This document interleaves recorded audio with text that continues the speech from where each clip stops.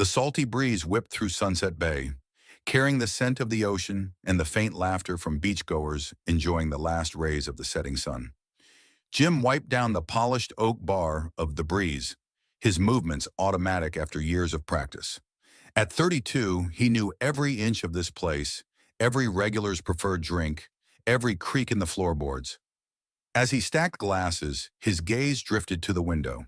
The sky blazed orange and pink, a daily spectacle that never failed to stir something in him. A longing for, what? Adventure? Purpose? He couldn't quite name it. "Hey, Jim! Another round over here," called out a boisterous group of locals. Jim snapped back to reality. "Coming right up, guys." He moved swiftly, pouring drinks with practiced ease. The bar was filling up, the Friday night crowd rolling in as day turned to dusk. Jim thrived on the energy, the constant motion, but tonight that nagging feeling of restlessness persisted. The door swung open, letting in a gust of cool air. Jim glanced up, his hands still working on mixing a cocktail, and froze. A woman stood in the doorway, unlike anyone he'd ever seen. Her skin was a soft, shimmering blue that seemed to catch the light. Long, silvery hair cascaded down her back. She wore a simple white dress that looked oddly out of place, like a costume from another era. As she moved into the bar, conversation stuttered to a halt. Heads turned, eyes widened. Jim realized he was staring and forced himself to look away, finishing the drink he'd nearly forgotten.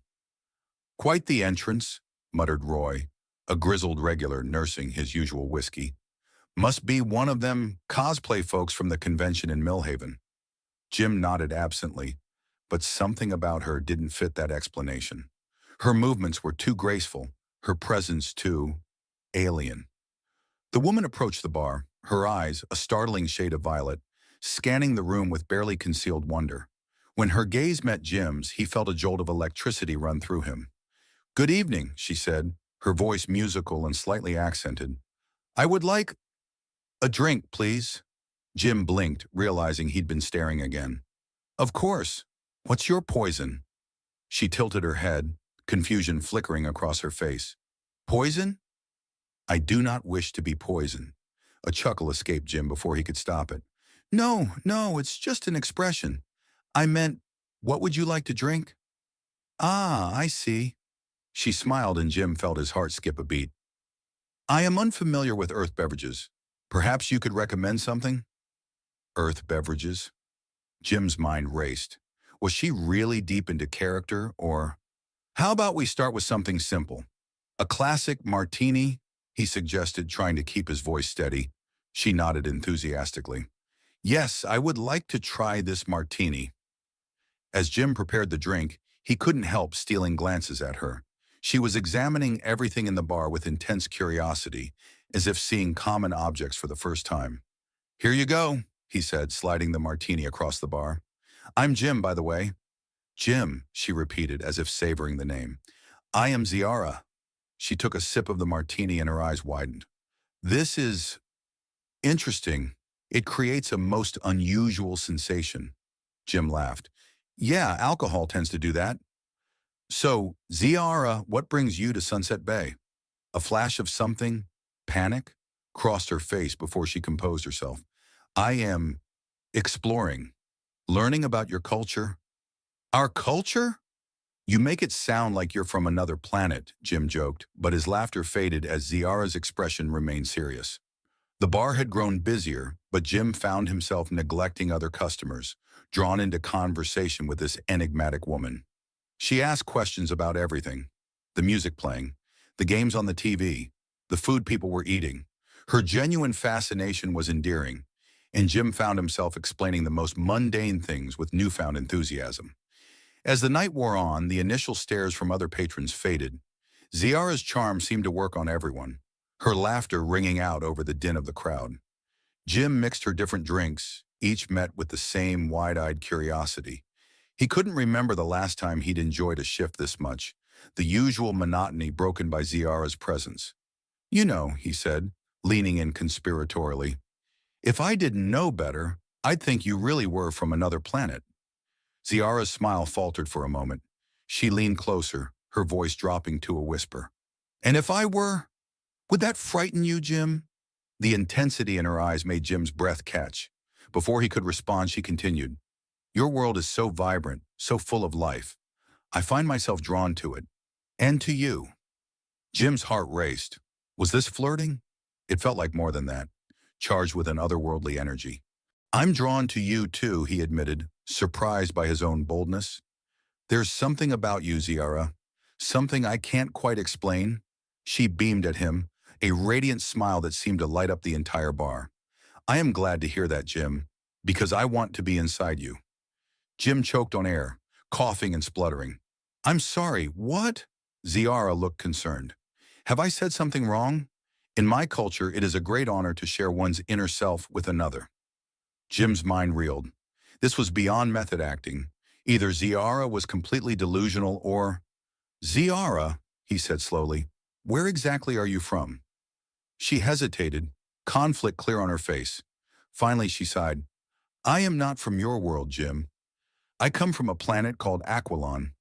I did not intend to arrive on Earth, but there was a malfunction in our teleportation system. The world seemed to tilt on its axis. Jim gripped the bar for support.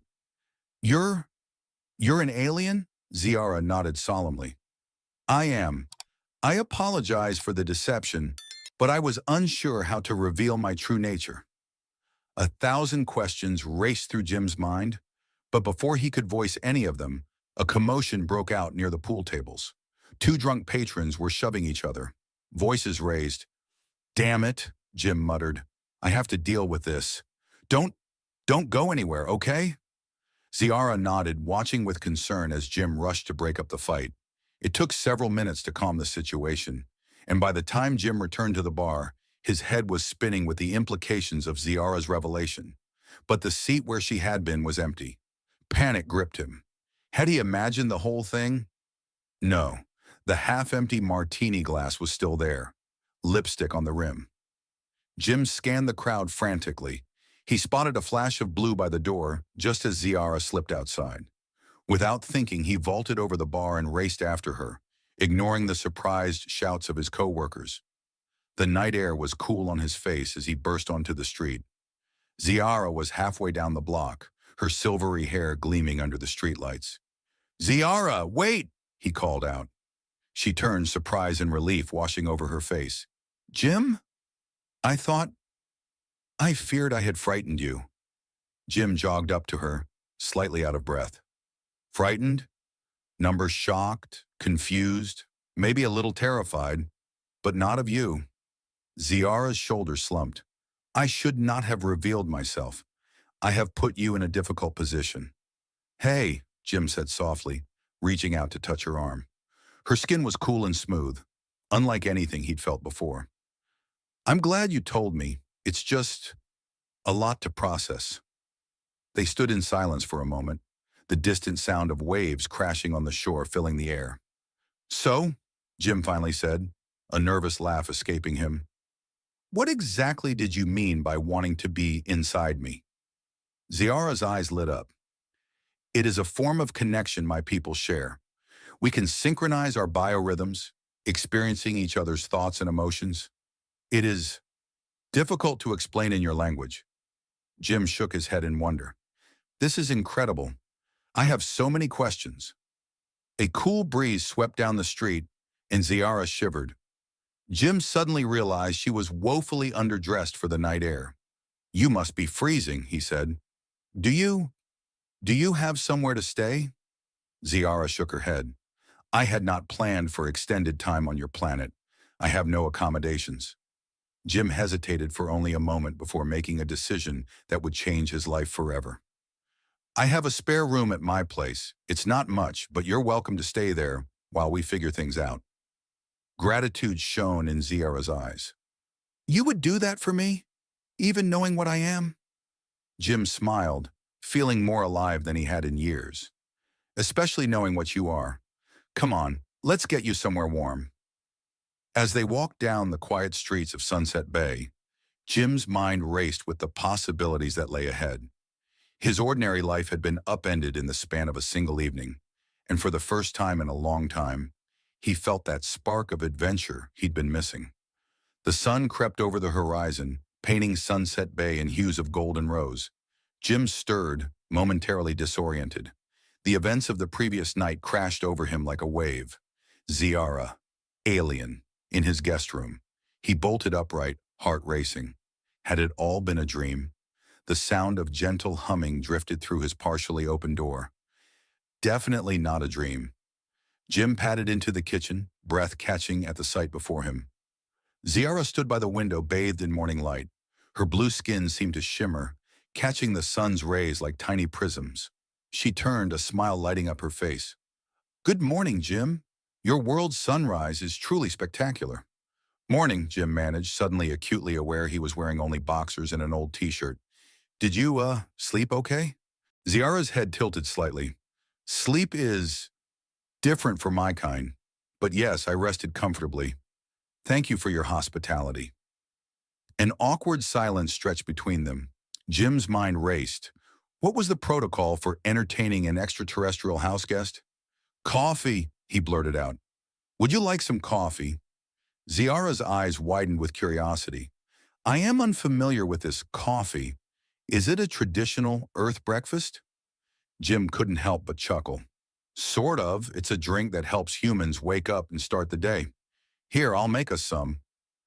As the coffee brewed, filling the kitchen with its rich aroma, Jim studied Ziara. In the morning light, her otherworldly beauty was even more apparent. He felt a flutter in his chest that had nothing to do with caffeine. "So," he started, desperate to break the silence, "how long can you stay on Earth?"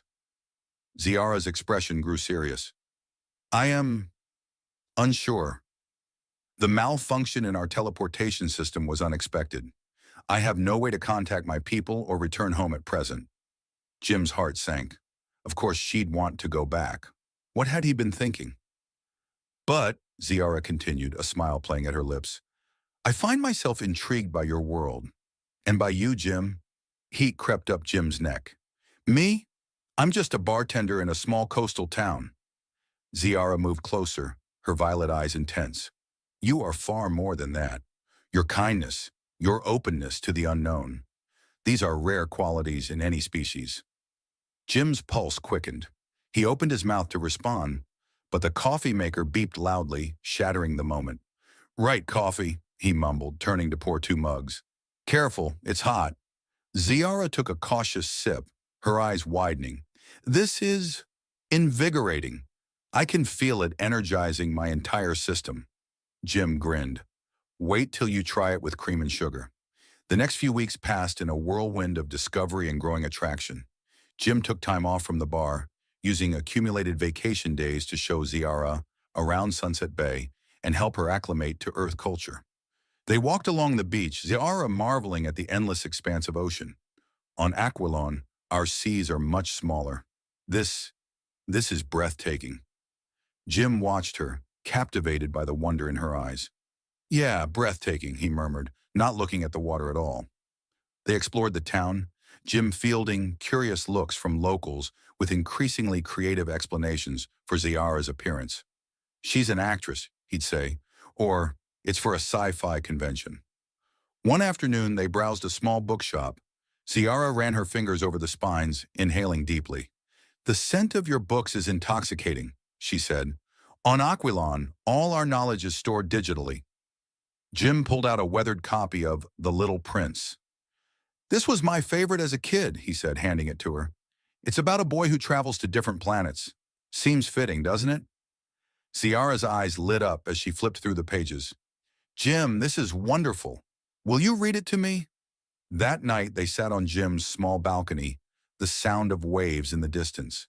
Jim read aloud, his voice soft in the darkness. Ziara leaned against him, her head on his shoulder. "It is only with the heart that one can see rightly," Jim read. "What is essential is invisible to the eye." Ziara was quiet for a long moment. "Your Earth literature is quite profound," she finally said. "We have nothing like this on Aquilon." Jim set the book down, keenly aware of Ziara's warmth against him. "What is it like there? Your home?" Ziara sighed, a note of melancholy in her voice. "It is efficient. orderly. We value logic and scientific advancement above all else. But being here, with you, I am discovering there is so much more to existence. She turned to face him, their faces inches apart. Jim's heart hammered in his chest. He leaned in, drawn by an invisible force. Their lips met, soft and tentative at first, then with growing passion. Ziara's skin tingled under his touch, like a mild electric current. When they finally parted, both were breathless. "That was," Ziara whispered. "Yeah," Jim agreed, unable to form coherent thoughts. The next morning, Jim woke to find Ziara already up, pacing the living room. "Ziara, what's wrong?"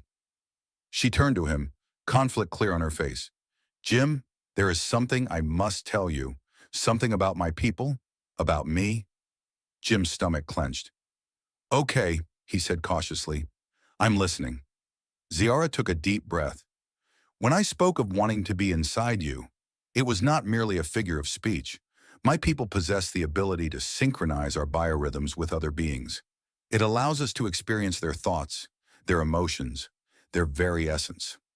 Jim blinked, trying to process this information. "So you can read minds?" Ziara shook her head. "It is far more than that. It is a complete merging of consciousness, if only for a brief time. We call it inner synchronization." "And you want to do this with me?" Jim asked, a mix of fear and curiosity swirling in his chest. Ziara nodded. "I do, but only if you are willing. It is an intensely intimate experience." Jim's mind raced. Part of him was terrified at the idea of such vulnerability. But another part, a growing part, was intrigued. "Will it hurt?" "No," Ziara assured him. "But it will change you. Change us both." Jim took a deep breath. "Okay," he said. "I trust you. Let's do it." Ziara's eyes widened in surprise, then softened with affection. "Truly? You would share this with me?" Jim nodded, his heart racing. "I want to understand you, all of you." Ziara stepped closer, placing her hands on either side of Jim's face. "Close your eyes," she whispered, "and open your mind." At first, Jim felt nothing. Then a warmth began to spread from Ziara's fingertips, seeping into his skin, his muscles, his very bones. The world around him faded away. Suddenly, he was floating in an endless sea of stars. Emotions that were not his own washed over him. Wonder, curiosity, loneliness, and a deep, aching love that took his breath away. Images flashed through his mind. A world with two suns, cities of crystal and light. The vastness of space seen from a ship's viewport. He felt Ziara's joy at scientific discovery, her confusion at human customs, her growing affection for him. In turn, he felt her experiencing his memories. Childhood summers on the beach, the satisfaction of mixing the perfect cocktail, the longing for something more that had plagued him for years. When Jim opened his eyes, he found tears streaming down his face. Ziara was crying too, her blue skin glistening with moisture. "That was..." Jim struggled to find words. "Beautiful," Ziara finished. "Overwhelming." They held each other, both shaken by the intensity of the experience.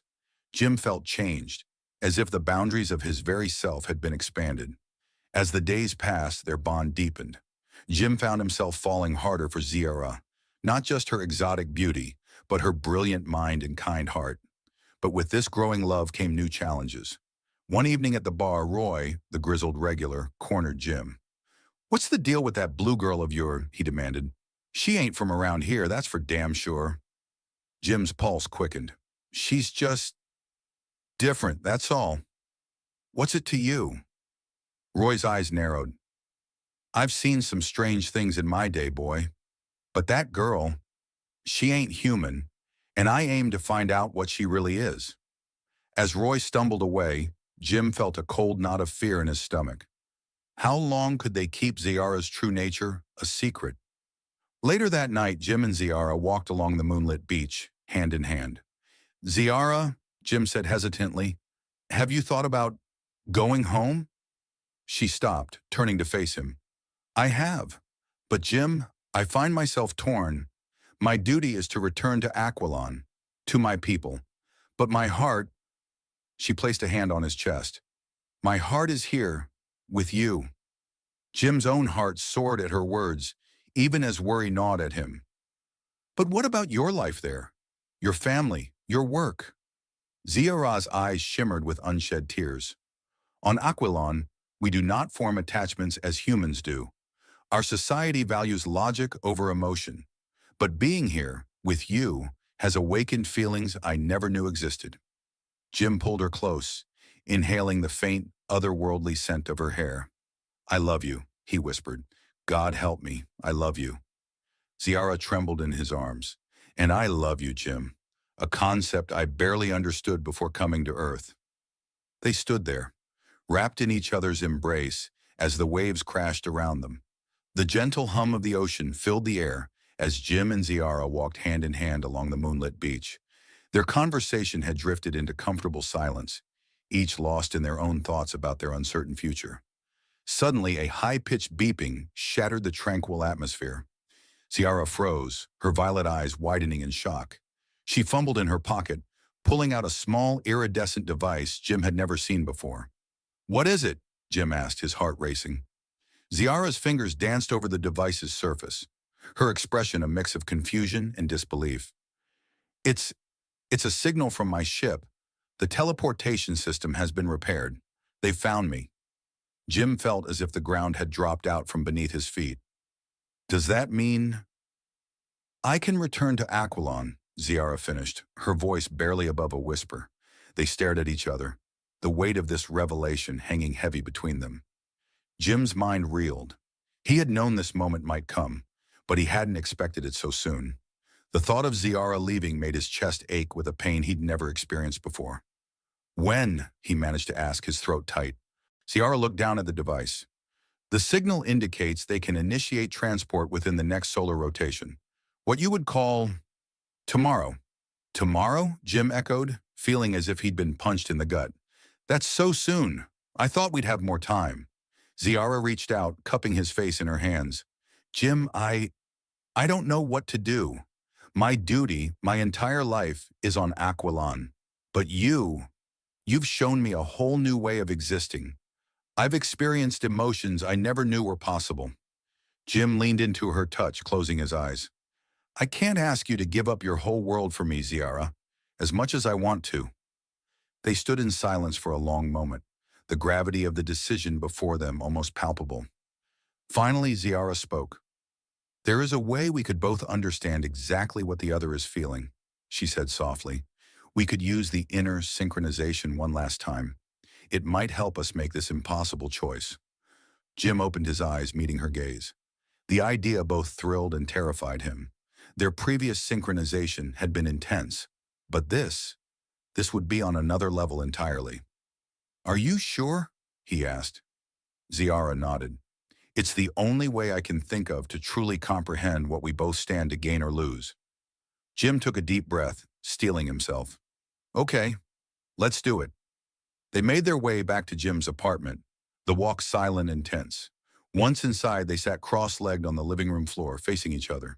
Are you ready? Ziara asked, her voice trembling slightly. Jim nodded, unable to form words. Ziara placed her hands on either side of his face, her touch cool against his skin. Open your mind, she whispered. Let everything flow freely. Jim closed his eyes, focusing on his breathing. At first, nothing happened. Then, like a dam bursting, a flood of sensations washed over him. He was Ziara, feeling the exhilaration of scientific discovery on Aquilon, the thrill of unraveling the mysteries of the universe, the satisfaction of logical, orderly existence. But then, the loneliness, the unacknowledged ache for connection, for something more than cold rationality. He felt her first moments on Earth, the overwhelming cascade of new sensations, colors more vivid than anything on Aquilon, the confusing, intoxicating mess of human emotions. And then Jim, the spark of attraction, the growing affection, the blossoming of love, a concept so foreign and yet so fundamental. Simultaneously, he felt Ziara experiencing his memories, his emotions, the restlessness that had plagued him for years, the feeling of being trapped in a life too small. the unexpected joy of meeting her, of his world expanding beyond anything he'd ever imagined. Love, desire, fear, hope, all intermingled, amplified, reflected back and forth between them in an endless loop.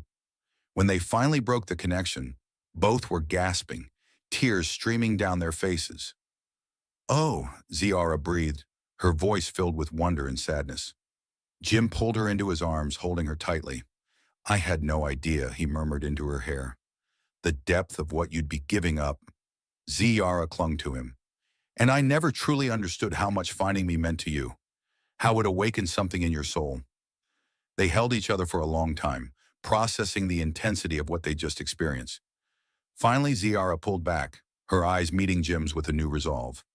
"I can't go back," she said softly. "Not now. Not after experiencing this, love, connection, the beautiful chaos of human emotion. Aquilon feels cold and empty in comparison." Jim's heart soared, even as worry creased his brow. "Are you sure? It's your home, your people." Ziara smiled, touching his cheek gently. "You are my home now, Jim. Here, on this strange, wonderful planet. If you'll have me." Jim kissed her, pouring all of his love and relief into the gesture. When they parted, both were smiling through their tears. "Of course I'll have you," Jim said. "But what about your ship? Won't they come looking for you?" Ziara's expression grew serious. "I can send a message. Tell them I've chosen to remain here as an ambassador of sorts, to study Earth culture and prepare for potential future contact between our worlds." Jim nodded slowly. "That could work, but Ziara, we can't keep your true nature a secret forever. Not if you're staying." "You're right," she agreed. Perhaps it's time to trust others with the truth, starting with those closest to you." The next day was a whirlwind of activity. Jim called his closest friends and family, asking them to meet at the Breeze after closing time. He was vague about the reason, saying only that he had important news to share. As night fell, a small group gathered in the bar. Jim's parents looking concerned and confused. His sister Emma, curiosity burning in her eyes. His best friend and co-worker, Mike. And to Jim's surprise, old Roy, the grizzled regular who had been suspicious of Ziara from the start. Jim stood before them, heart pounding. Ziara squeezed his hand reassuringly. "Thank you all for coming," Jim began. "I know this is unusual, but what I'm about to tell you is, well, it's going to change everything, not just for me, but potentially for all of humanity." He took a deep breath, then launched into the story.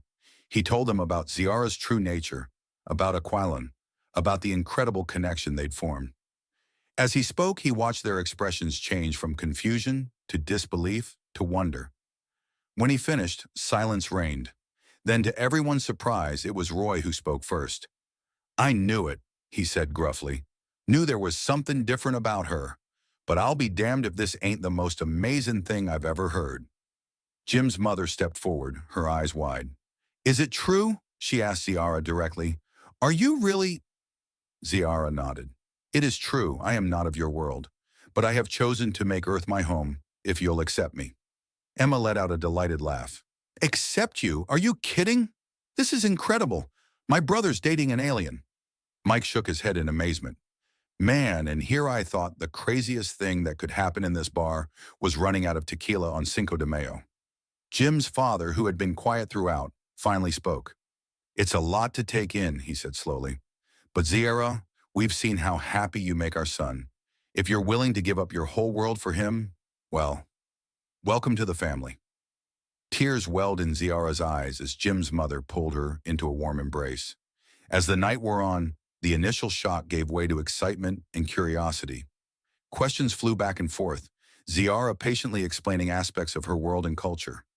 "You know," Mike said thoughtfully, "the Breeze could be a perfect place for more interstellar meetups, if we're careful about who we let in on the secret." Jim grinned. "I was thinking the same thing. A little pocket of cosmic understanding, right here in Sunset Bay." As the group continued to talk and plan, Jim pulled Ziara aside for a moment. "Are you okay?" he asked softly. This is a lot of change, very fast. Ziara smiled, her eyes shining with happiness. I am more than okay, Jim. For the first time in my life, I feel like I truly belong somewhere. With you, with these wonderful humans who have accepted me so readily. Jim kissed her forehead gently. I love you, my beautiful star girl. And I love you, my Earth boy, Ziara replied, a teasing lilt in her voice. They rejoined the group, hands intertwined.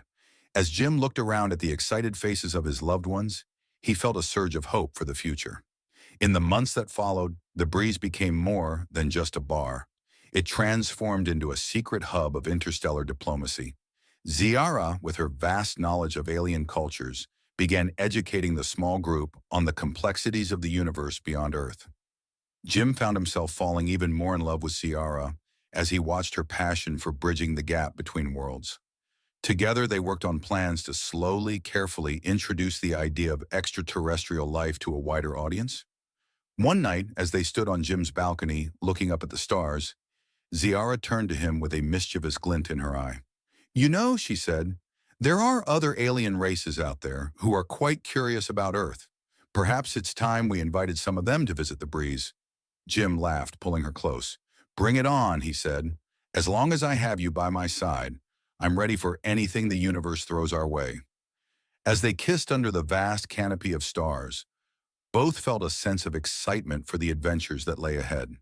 Their love had not only transformed their own lives, but had set in motion events that would change the course of human history. In Sunset Bay, in a small bar called The Breeze, the future of intergalactic relations was being shaped, one alien encounter at a time.